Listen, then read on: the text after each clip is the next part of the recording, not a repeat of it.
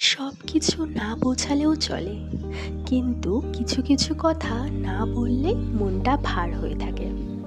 অনেক সময় আমরা হাসি মুখে চলি, কিন্তু ভেতরে ভেতরে একটা অদৃশ্য যুদ্ধ চালাই।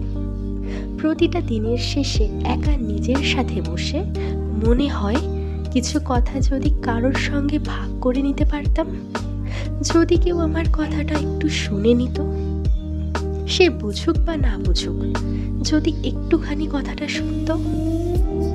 আমরা অনেকেই বলি ভালো আছি, সব ঠিক আছে, অথচ ঠিক থাকার মধ্যে লুকিয়ে থাকে না পারার কষ্টটা, ভেঙে পড়ার যন্ত্রণা, হারিয়ে ফেলার দুঃখ।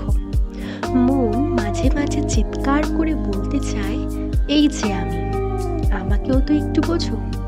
কিন্তু কে বোঝে? সবাই তো নিজের নিজের ব্যস্ততায় ডুবে থাকে। জীবন অনেক কিছু শিখিয়েছে, কাউকে সহজে বিশ্বাস করা যাবে না। সবাই নিজের মতো করে চলে, কারোর সঙ্গে খুব বেশি মিশে গেলে কষ্ট পাওয়ার সম্ভাবনাও বাড়ে। তবু মনটা তো মানুষই, সে চায় একটু ভালোবাসা, একটু গুরুত্ব, একটু নির্ভরতা।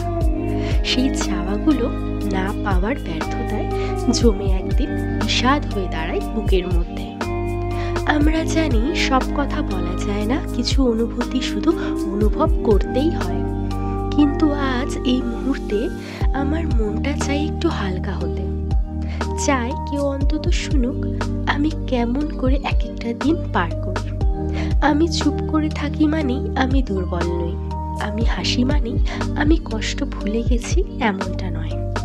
আমি মানুষ, আমিও ভাঙি, আমিও জোড়া লাগাই নিজেকে প্রতিদিন। এই কথাগুলো বলার জন্য হয়তো কাউকে পাওয়া যায় না সব সময়, তাই আজ নিজের মন থেকেই কিছু কথা বেরিয়ে এলো। যদি তুমি শুনে থাকো, তবে শুধু একটা জিনিস মনে রেখো, সবচেয়ে কঠিন সময়েও কারোর মন খারাপ থাকলে তাকে একটু শুনে নিও। হয়তো তোমার ছোট্ট একটু মনোযোগ কারোর একটা বড় ব্যথা হালকা করে দিতে পারে।